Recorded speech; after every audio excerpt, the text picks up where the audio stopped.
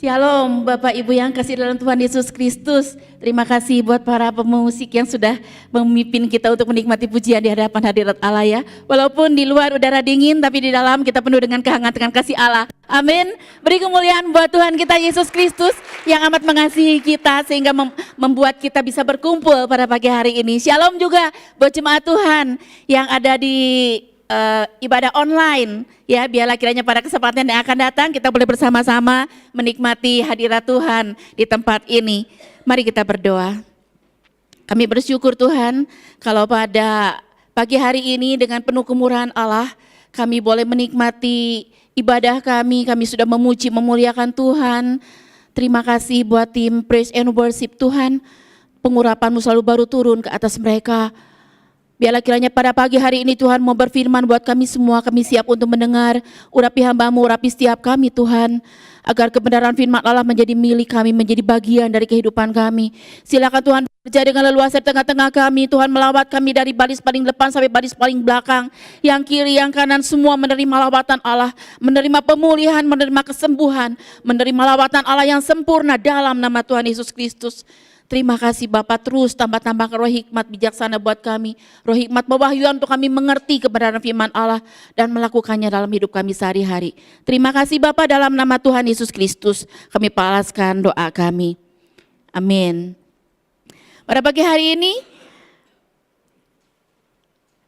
kita memasuki minggu terakhir daripada bulan Januari. Tanpa terasa ya saudara ya, sudah mau berakhir lagi nih. Bulan pertama, bulan Januari dari tahun 2026 sudah mau berakhir lagi. Di tahun 2026 tema gereja Rehoboth, In the Son of God, Jesus Christ. Dalam nama Tuhan Yesus Kristus. Ya, dan ayat kita adalah dan kita ada di dalam yang benar, di dalam anaknya Yesus Kristus. 1 Yohanes 5 ayat 20. Judul firman Tuhan pada pagi hari ini adalah Knowing the True God. Yaitu mengenal Allah yang benar. Ada yang tanya kepada saya, apa bedanya benar dengan sejati? Benar itu bicara soal otoritas, kalau sejati itu soal keadaan, kondisi. Kita mengenal Allah yang benar, punya otoritas, otentik, benar. Nah itu yang mau kita pelajari pada pagi hari ini. Mari kita akan berdiri semua, kita mau baca ayat mas kita.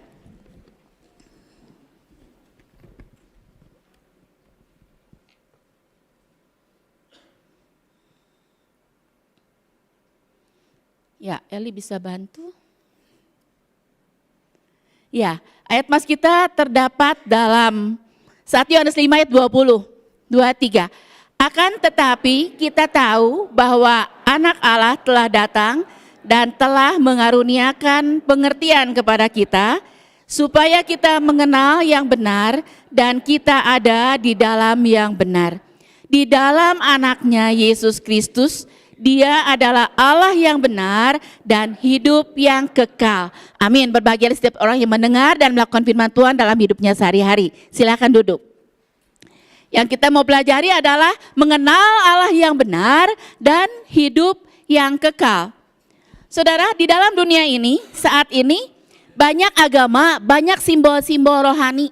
Ada Allah mamon, uang ya, ada Allah karir yang mengejar karir, ada Allah yang cuman memuaskan keinginan daging saja, ada agama dengan berbagai macam ritual yang sulit, yang kelihatannya wah harus seperti ini, harus sulit, baru kita bisa ketemu dengan Allah yang benar. Wah itu menyesatkan semua, sumbernya satu yaitu penguasa di udara, kuasa kegelapan yang selalu merintangi kita untuk fokus kepada Allah yang benar, yang mengalihkan fokus kita kepada Allah daripada Allah yang benar. Pencuri itu datang hanya untuk membunuh, mencuri, membunuh, membinasakan.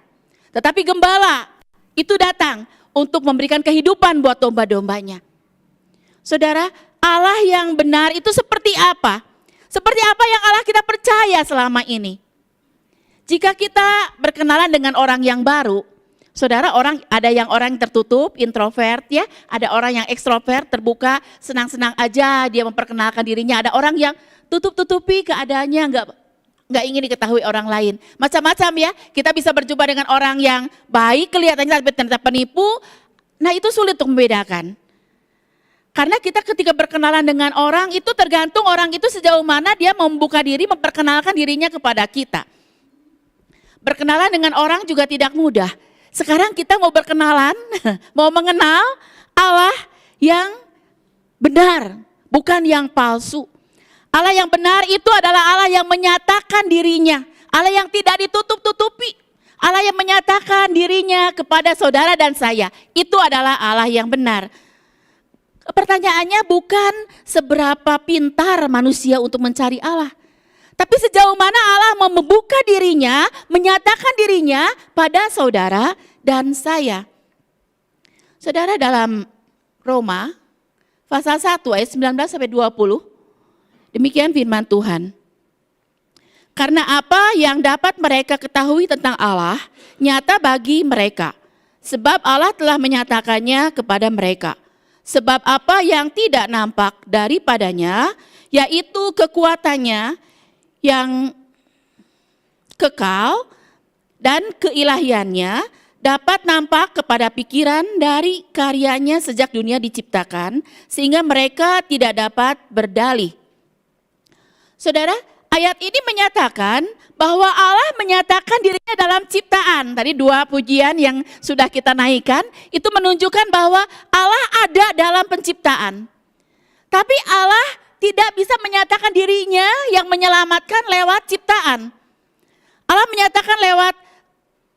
menyatakan dirinya lewat ciptaan. Ini disebut wahyu umum atau general revelation. Dan di mana semua manusia tahu bahwa dunia ini diciptakan berarti ada Allah, begitu ya. Ada Allah yang menciptakan dunia ini. Karena beraneka ragam kegaguman kita akan keadaan alam ini, keadaan ciptaan Allah. Termasuk ciptaan Allah yaitu manusia diri kita. Kita kagum. Tapi hanya sejauh itu saja, saudara. Wahyu umum tidak cukup untuk mengenal Allah dengan benar dan Allah yang memberi keselamatan bagi saudara dan saya. Ciptaan hanya memberi pembuktian, bukan penafsiran. Ciptaan Allah itu yang kita lihat, yang kita nikmati, itu hanya menyatakan Allah ada, Allah Maha Kuasa, Allah Maha Mulia. Berarti di atas segalanya itu ada Allah, sampai segitu saja. Tetapi ciptaan tidak menjelaskan siapa Allah itu secara pribadi. Sehingga tanpa penjelasan itu akibatnya manusia menafsirkan Allah suka hatinya, sesuai dengan seleranya, sesuai dengan imajinasinya sendiri. Bahkan timbul penyembahan-penyembahan, lahir penyembahan-penyembahan, ritual-ritual agama yang menganggap kalau Allah itu kejam maka harus diberi sesajen dan sebagainya.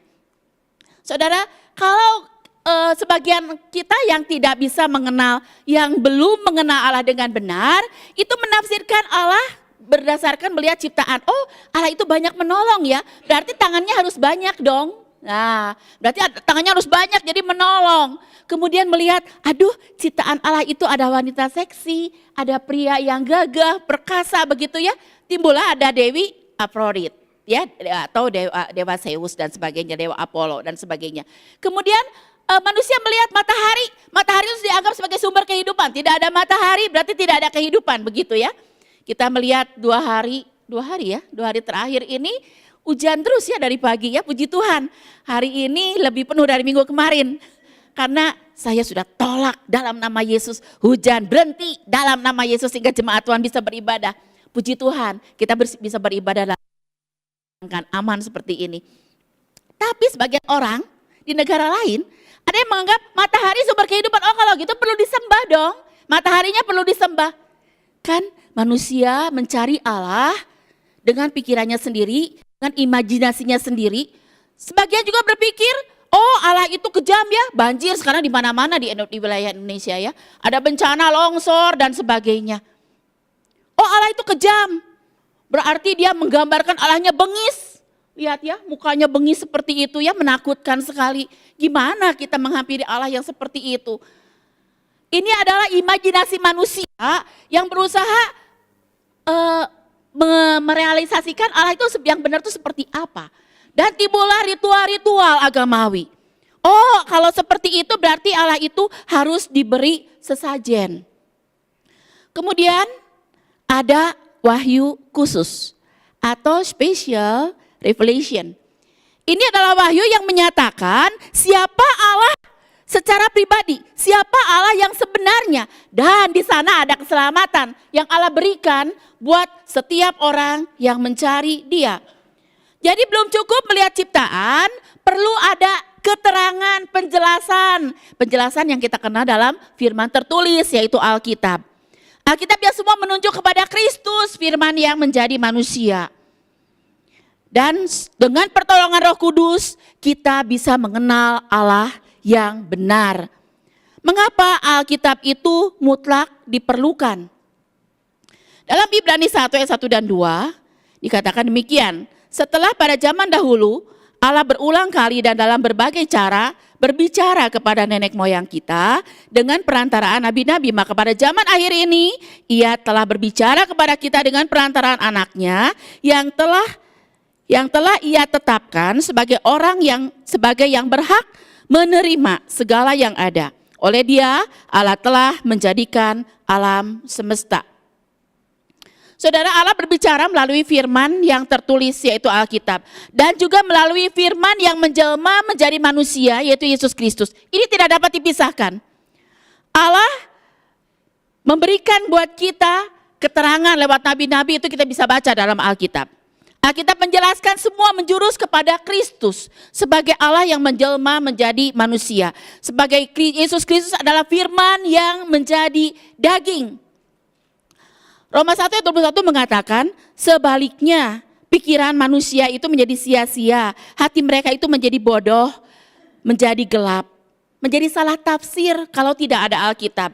Manusia itu tetap di dalam kegelapan rohani. Manusia perlu firman untuk mengenal Allah dengan benar. Karena firman-Mu itulah kebenaran. Firman-Mu adalah kebenaran. Firman Tuhan itu adalah kebenaran. Kebenaran yang mutlak, yang tidak dapat diganggu gugat.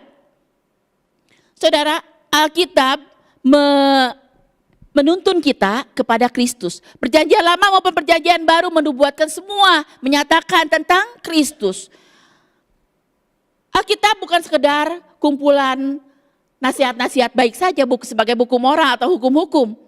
Tetapi semua kesaksian tentang Kristus. Allah yang tidak terbatas menjadi terjangkau oleh kita sebagai manusia. Allah yang jauh menjadi dekat. Allah yang tidak dapat terlihat menjadi terlihat lewat kehidupan Yesus Kristus. Yesus lahir di dunia ini menjadi sama dengan kita, menjadi manusia sama seperti kita, berbahasa sama dengan manusia, kehidupannya sama seperti kita manusia. Itu adalah Allah yang menyatakan diri. Allah yang menjadi daging, menjadi manusia. Akhirnya Allah yang kita manusia yang terbatas itu bisa mengenal Allah yang tidak terbatas. Apa yang tidak terjangkau menjadi terjangkau. Apa yang tidak dapat dilihat menjadi bisa dilihat lewat kehidupan Yesus. Saudara, kalau kita umpamakan Allah itu bagaikan luas samudra.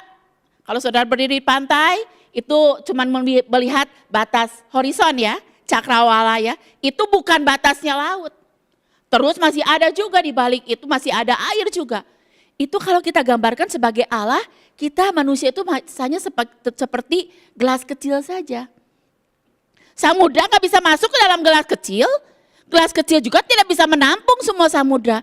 Makanya aneh ya kalau ada orang berkata, saya emang nggak ngerti Allah itu seperti apa. Memang harusnya tidak bisa dimengerti. Bapak Gembala saya ingat yang mengatakan, kalau Allah itu bisa masuk akal, bisa dimengerti oleh manusia, mengapa kita harus menyembah Allah yang kita kenal dalam Yesus Kristus?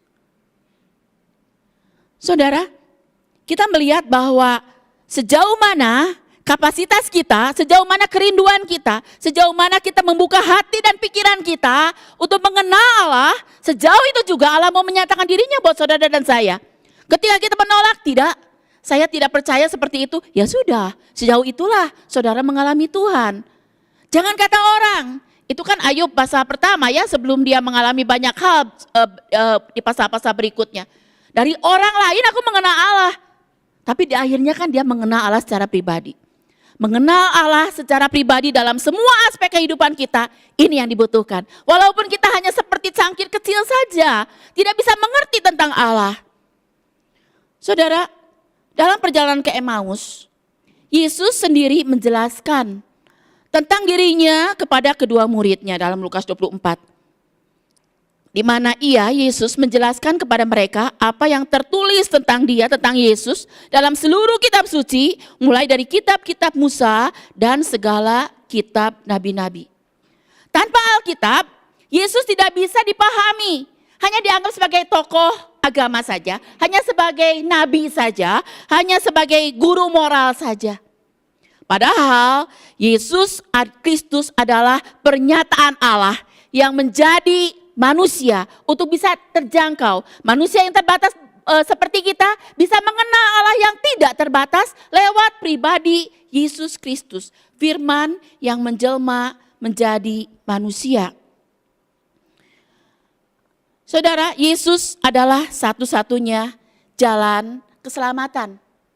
Dia adalah firman yang menjadi manusia, diam di antara kita, dan kita telah melihat kemuliaannya, yaitu kemuliaan yang diberikan kepadanya sebagai anak tunggal Bapa, penuh kasih karunia dan kebenaran. Tema kita tahun kemarin ya, penuh dengan kasih karunia dan kebenaran. Lewat Yesus Kristus ini kita, saudara dan saya, mengenal Allah yang benar di dalam Yesus Kristus. Karena Allah sudah menjelma menjadi manusia.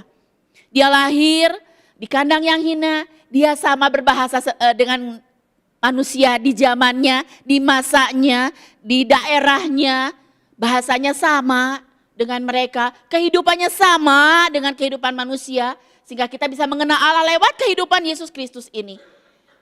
Dan ia sendiri telah memikul dosa kita di dalam tubuhnya di kayu salib, supaya kita yang telah mati terhadap dosa hidup untuk kebenaran. Oleh bilu-bilunya kita telah sembuh. Sembuh dari penyakit dosa, sembuh dari segala sakit penyakit fisik. Ini janjinya, ini janji Allah lewat Yesus Kristus. Dia tidak terus mati, dia dikuburkan bahwa ia telah dibangkitkan pada hari yang ketiga sesuai dengan kitab suci. Dia adalah Allah yang hidup, bukan sekedar tokoh agama, tapi Yesus adalah Allah yang hidup. Dan dia naik ke surga menyediakan tempat buat saudara dan saya. Sehingga dia satu kali akan datang menjemput saudara dan saya yang tetap beriman penuh kepada Tuhan, yang tetap ada di dalam Tuhan.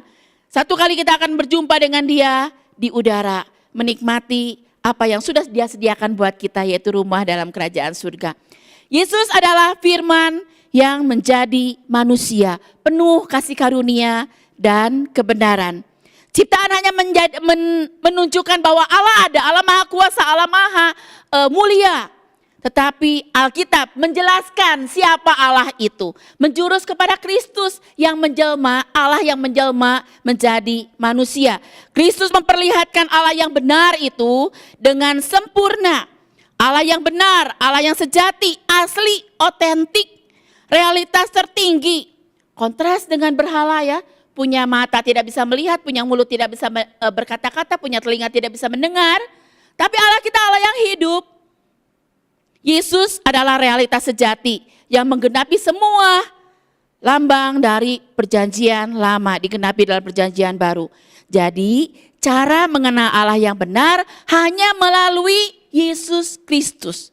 Colek kiri kanannya, katakan kita mengenal Allah yang benar hanya melalui Yesus Kristus. Toel kiri kanannya. Jangan sampai lupa itu. Allah datang ke dunia sebagai manusia, berbicara dengan bahasa manusia, hidup sebagai manusia, menyatakan Allah yang benar, mau menyatakan dirinya, membuka dirinya. Sepintar-pintarnya orang tidak bisa mengenal Allah. Karena itu bukan prestasi, pengenalan Allah bukan prestasi, pengenalan Allah bukan usaha, tapi Allah yang menyatakan dirinya buat saudara dan saya. Tidak seorang pun mengenal Bapa selain anak, kata Matius. Dan orang yang kepadanya anak itu berkenan menyatakannya. Pengenalan akan Allah bergantung dari pernyataan Allah sendiri. Bukan bergantung pada kecerdasan manusia. Bukan manusia yang naik ke atas, tapi Allah yang turun ke bawah. Tetapi saudara, kita tidak bisa mengenal Allah seperti yang kita inginkan. Ngerti semua tentang Allah. Ulangan 29 ayat 29 mengatakan demikian. Hal-hal yang tersembunyi ialah bagi Tuhan Allah kita. Tetapi hal-hal yang dinyatakan ialah bagi kita dan bagi anak-anak kita sampai selama-lamanya, supaya kita melakukan segala perkataan hukum Taurat ini. Saudara, dibutuhkan kerendahan hati untuk menyadari bahwa kita adalah ciptaan. Kita adalah penuh dengan segala keterbatasan. Maka ada hal yang tersembunyi yang tidak dapat kita ketahui tentang Allah. Itu sesuai dengan Allah yang Allah mau nyatakan buat saudara dan saya. Tapi ada hal yang dinyatakan sehingga jelas buat kita semua, Allah menyelamatkan saudara dan saya lewat Yesus Kristus. Allah hadir, Allah yang benar itu hadir menyatakan dirinya lewat pribadi Yesus Kristus. Allah yang jauh menjadi dekat, Allah yang tidak terlihat menjadi terlihat lewat pribadi Tuhan Yesus, lewat kehidupan dari pribadi Tuhan Yesus. Iman kita harus sesuai dengan Alkitab, dengan Kristus. Mengenal Allah adalah anugerah. Semuanya anugerah, bukan karena kita hebat, bukan karena kita pintar, kita bisa kenal Allah, kita bisa ada di tempat ini. Semua anugerah, semua karena kasih karunia daripada Tuhan. Pengertian rohani diberikan kepada kita, bukan diusahakan oleh kita secara pribadi. Itu anugerah, diberikan cuma-cuma buat saudara dan saya. Allah menyatakan dirinya sesuai kapasitas manusia tanpa kehilangan keilahiannya. Saudara, 1 Korintus 2 ayat 10 mengatakan, karena kepada kita Allah telah menyatakannya oleh Roh, sebab Roh menyelidiki segala sesuatu, bahkan hal-hal yang tersembunyi dalam diri Allah. Pengenalan Allah yang benar perlu tuntunan Roh Kudus. Kalau enggak seperti yang tadi, ngaco, sesuai dengan imajinasi sendiri saja, sesuai dengan selera sendiri menciptakan Allah, sesuai dengan pikirannya sendiri. Kita butuh kuasa Roh Kudus untuk menuntun kita, memimpin kita kepada seluruh kebenaran. Saudara, Roh Kudus itu ada diam di dalam diri kita, tidak jauh-jauh. Dan dia menyatakan apa yang tersembunyi semua dalam diri Allah. Itu dinyatakan oleh Roh Kudus kepada saudara dan saya. Dia ada diam di dalam kita dan dia mengajarkan segala sesuatu kepada kita. Dia mengingatkan kita akan semua yang telah dikatakan oleh Yesus. Roh Kudus adalah roh kebenaran. Tetapi apabila ia datang, yaitu roh kebenaran, ia akan menuntun, ia akan memimpin kamu ke dalam seluruh kebenaran. Seluruh kebenaran, bukan kebenaran dunia ini, tapi kebenaran Allah sendiri. Sebab ia tidak akan berkata-kata dari dirinya sendiri, tetapi segala sesuatu yang didengarnya, itulah yang akan dikatakannya. Dan ia akan memberitakan kepadamu hal-hal yang akan datang. Saudara, sampai di sini kita melihat wahyu umum atau general revelation. Allah menyatakan dirinya lewat ciptaan. Tadi kita sudah nyanyi ya. Semesta Allah memuji Allah yang benar. Allah menyatakan dirinya lewat ciptaan. Ciptaan menyatakan bahwa Allah ada, bahwa Allah itu maha kuasa. Cuma sampai di sana.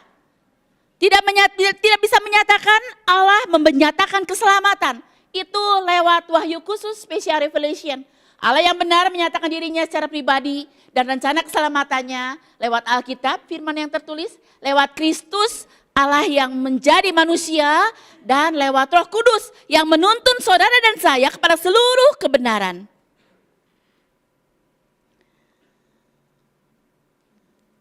Ayat mas kita ini kan ya, yang bagian B ya, yang saya beli merah ya.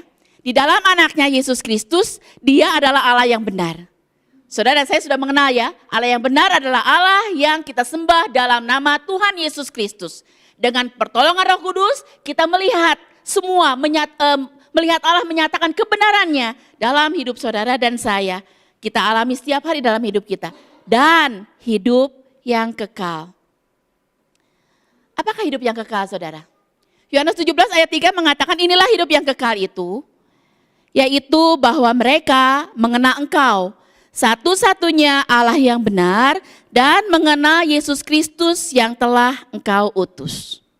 Kalau kita pelajari pelan-pelan, saudara, hidup yang kekal yaitu mereka yang mengenal Engkau, satu-satunya Allah yang benar. Kapan kita mengenal Tuhan? Ketika saudara dan saya percaya dan menerima Tuhan, saat itu juga kita menerima hidup yang kekal. Kita seringkali berpikirkan hidup yang kekal itu nanti. Kalau saya mati, kemudian saya akan masuk surga. Nah, hidup yang kekal itu kehidupan yang kedua. Bukan, saudara. Itu benar, tapi tidak lengkap. Jadi hidup yang kekal itu adalah saat ini ketika saudara terima Yesus sebagai Tuhan dan Juru Selamat dalam hidup saudara, kita sudah menerima hidup yang kekal itu. Saudara, Allah yang tidak bersembunyi tapi mau dikenal, menyatakan dirinya dalam Yesus Kristus. Mengenal Allah bukan status, tapi relasi, hubungan, saudara.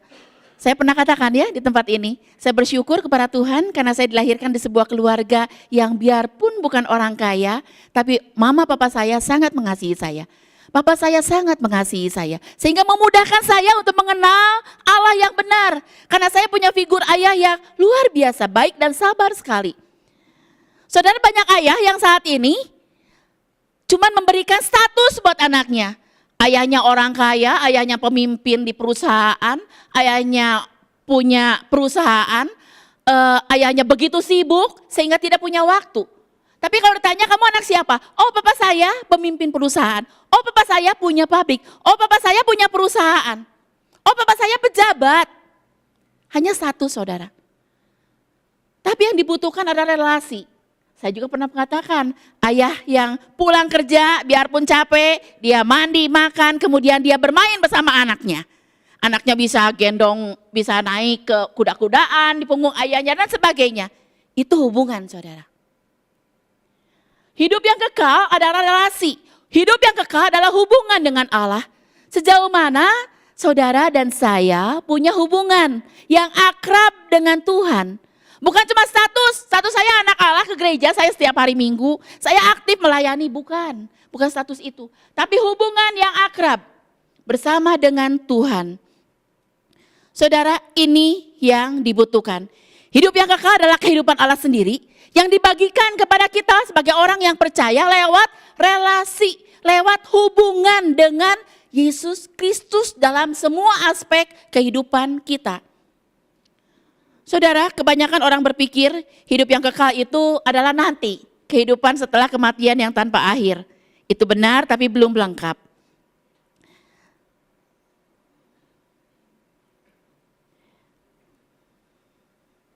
Yohanes 5 mengatakan bahwa aku berkata kepadamu sesungguhnya barang siapa mendengar perkataanku percaya kepada dia yang mengutus aku, ia mempunyai hidup yang kekal dan tidak turut dihukum. Sebab ia sudah berpindah dari maut ke dalam hidup. Saudara, jadi ketika kita percaya dan menerima Yesus sebagai Juru Selamat, kita sudah mempunyai hidup yang kekal. Artinya hidup yang kekal dimulai dari saat saudara dan saya menerima Yesus sebagai Tuhan dan Juru Selamat, bukan setelah kematian. Jadi hidup yang kekal adalah hidup di dalam relasi dengan Allah. Hubungan kita bersama dengan Allah tiap hari dalam semua aspek kehidupan kita. Hidup yang kekal adalah hidup yang diubahkan. Kita menjadi ciptaan yang baru, yang lama sudah berlalu, yang baru sudah datang. Hidup yang lama sudah ditinggalkan, kita memiliki hidup yang baru. Hidup yang kekal adalah hidup yang menang atas dosa dan maut. Saudara dan saya tidak dikuasai dosa lagi. Oh, saya masih suka berbuat dosa, saya masih suka berbohong, saya masih suka menipu orang. Minta ampun, cepat-cepat bertobat sebelum Tuhan datang. Ya, kita ada seminar tentang akhir zaman ya, bukan nakut-nakutin, tapi itu siap-siap mempersiapkan kita untuk ayo kita siap-siap ya, karena Tuhan mau segera datang. Jangan tenang dengan warga negara kita, warga negara Indonesia. Karena kita ada sesungguhnya warga negara surga. Saudara datang ya, daftar dan datang. Dan hidup yang kekal adalah berkelanjutan sampai kepada kekekalan. Pesan Tuhan hari ini adalah Allah yang benar adalah Allah yang kita kenal dalam nama Tuhan Yesus Kristus. Kita dapat mengenal Allah yang benar sejauh Ia menyatakan dirinya kepada kita.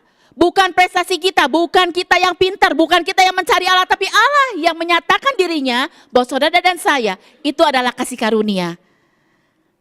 Dengan pertolongan Roh Kudus, kita dapat mengenal Allah yang benar. Lebih dalam lagi, dari hari ke hari, lebih dalam lagi kita mengalami Tuhan. Makanya hidup bersama dengan Tuhan, jalan bersama dengan Tuhan, alami Tuhan tiap-tiap hari. Jangan kata orang, Jangan mendengar kesaksian orang, wah hebat ya dia ngalami Tuhan. Alami Tuhan secara pribadi dalam hidup kita.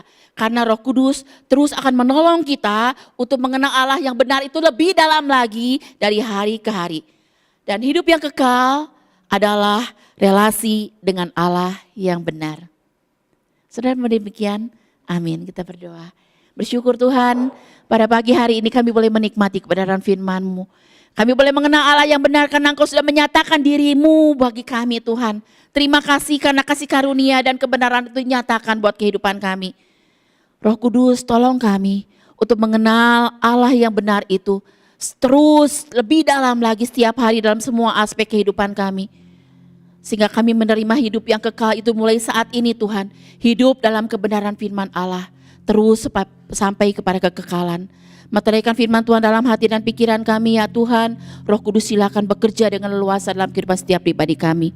Terima kasih Bapa di surga. Kami mau serahkan semuanya ke dalam tangan Tuhan Yesus Kristus yang menjadi juru selamat kami yang hidup. Amin.